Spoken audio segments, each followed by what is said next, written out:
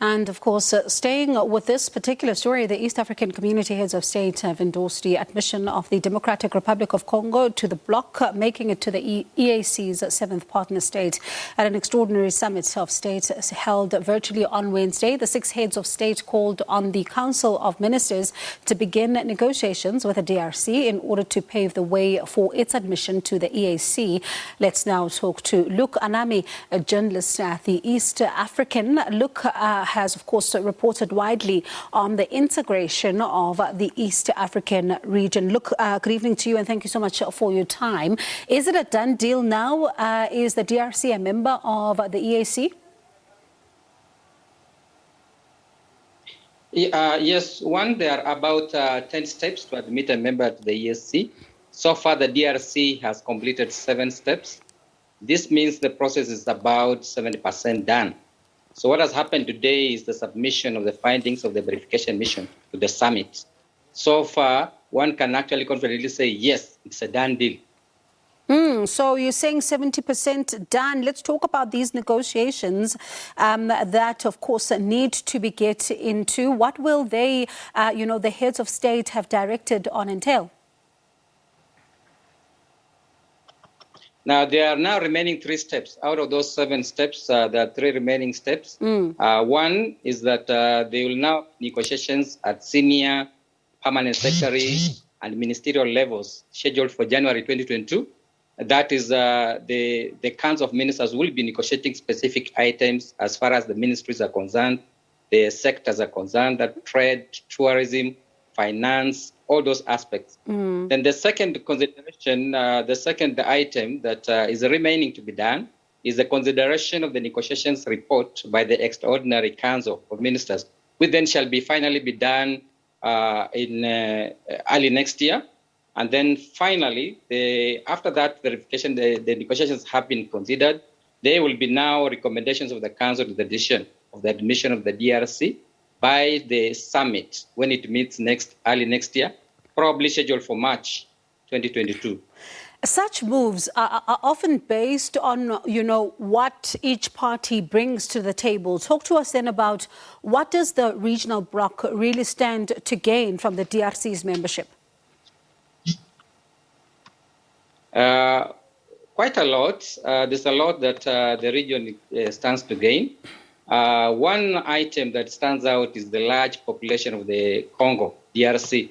92 million people, plus the 160 million people from already the East African bloc. You have a market population of about 252 million. So that's a big, huge economic bloc for trade. And then you know that DRC shares borders with 5 of the East African partner states. That is Tanzania, Burundi, Rwanda, Uganda, and South Sudan. So there's already a sense of belonging and attachment to the EAC socially, economically, historically, culturally, and even geographically. So that's a big plus.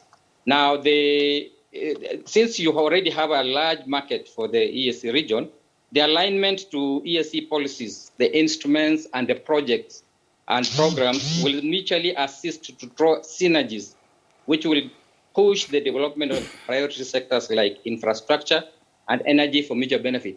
Already you are aware that there are already plans to construct a railway line from Dar es Salaam through Burundi to DRC. So this will actually be a priority once DRC joins. There's also issues of the defense. So this is a very big plus for DRC. And then, of course, the AFCFTA process is on. So this will be able to enlarge and make the process even easier for trade within Africa. Now, when one looks at the DRC in and itself, there's also some internal conflict happening there. Let's look at also the fact that relations between the DRC and the neighbors, Uganda and Rwanda, have not always been good. Will this affect how the region bloc relates? Actually, ironically, one of the reasons why the East African partner states are very much ready to welcome DRC is partly to resolve the conflicts that are going on within those 4 countries that are border each other. We're talking about Burundi and Rwanda, we have Rwanda and Uganda on one side, then all the three countries with DRC. So it's actually expected that by bringing DRC on board, it will make it better and easier to deal with the conflict rather than leaving DRC under different regional bloc where the synergies will not be able to be achieved in terms of resolving the conflict. So under the EAC also, usually there's a mechanism of resolution of issues of conflicts. And maybe this is one of the reasons why the presidents are very keen to ensure that the DRC actually joins this so that they can be able to resolve those conflicts together. So talking about the conflicts and how the bloc then does, its work to try and resolve the conflicts, I wonder, when you look at the internal conflicts within, the DRC in and itself, is it not a case of admitting another problem child to the EAC, especially when you look at South Sudan and how it has been embroiled in conflict throughout its term within the EAC as a member? And I mean, one would say that looking at that particular situation, it has affected the region in how it could have further exploited its full potential as a member. Yes, first of all, the South Sudan case is a very sad one. It was never expected that the country will take into that kind of situation immediately after Salva Kiir took over the reins from the late Garang. So it has not fully enjoyed the benefits of the EAC.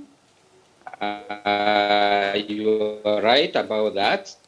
But however, looking at Africa as a whole and looking at the East African region, the continent is prone to many conflicts, some of which were as a result of colonial masters' rule or misrule, if you like.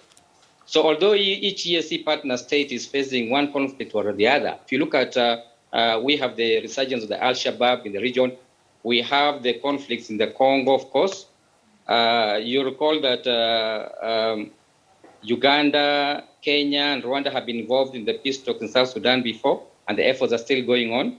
The admission of DRC would actually give you an impression that why are you admitting another problem or another, you're actually just adding more conflicts to the region. But critics aver that it could be the best way to deal with the insurgencies in Congo, and perhaps the admission of this DRC will help a great deal in highlighting the conflict within DRC and perhaps offer a chance to seek permanent and lasting solutions to the conflict. All right. Especially if you recall that the conflicts are around wealth, governance, politics, and all that. So there's a hope that by bringing DRC, you will be able to resolve some of these conflicts, which may actually continue if there is no effort from international or neighboring countries to resolve. All right. Thank you so much for your time. That was Luke Anami, a journalist at the East African, who has been reporting widely on the East African region. Let's move to this.